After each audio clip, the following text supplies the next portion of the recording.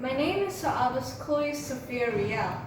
Today I'm going to talk about how the art of conversation is actually a revival in this current era of technology. The depth of conversation is just a huge misunderstanding of people's thought about the technology era and the art of conversation.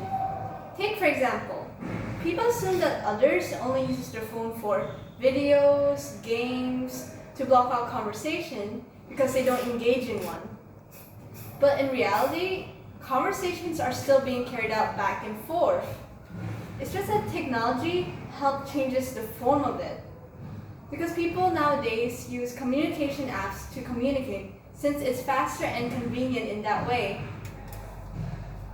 Before we dive in more about the fate of conversation, let me ask you some questions.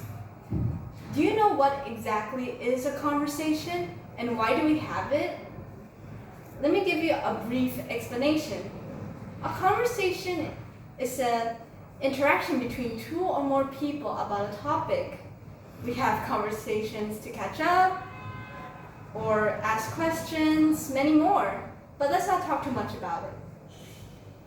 Moving on, why do people think that technology is killing art of conversation? Sounds ridiculous. It is because nowadays, few people have been going out to socialize, which gives the impression that people who choose to stay at home are just binge watching their shows on Netflix or playing video games on their PS4. However, it's far from the truth. Since going out is pricey and they're occupied with other things, they need to consider transportation fee, food, and beverage when going out. Besides, some parents keep their children busy with long hours of tutorial lessons or a whole day of staying at home doing housework while they're at work. Not only teenagers and children are busy, but also adults as well. They have long working hours and they need to be flexible for their work. This shows that technology has no fault of harming our conversation in any way. Carrying on, I did state it clearly that technology just benefits and changes the form of conversation. At this time of day, we have apps in our phones to help us communicate better and sufficiently. We have WeChat, Viber, WhatsApp, and etc. Just press send and you're already starting a conversation. In Hong Kong, it is popular among students and teachers to have WhatsApp group to share school information and homework.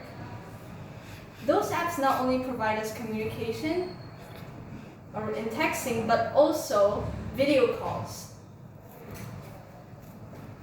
We can have video calls to communicate with others when they're in a different location. Recently with COVID-19, people are forced to stay home for protection.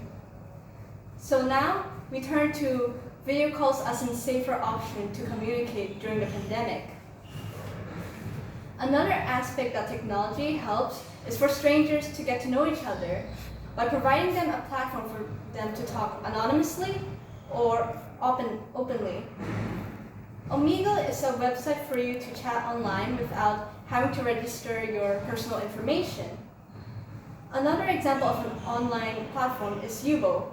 It is an app specifically for teenagers all around the world to get along. This allows them to expand conversation from one region to multiple.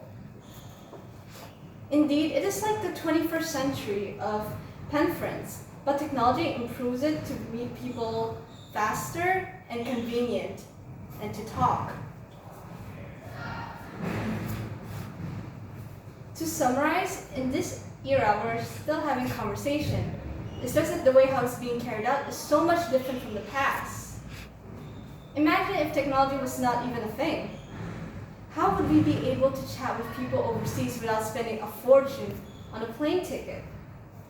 Or talking to your relatives from abroad without having to wait for weeks of letter of response? This is why technology revives the art of conversation and blesses it with convenience and speed and plenty opportunities for other conversation. Thank you.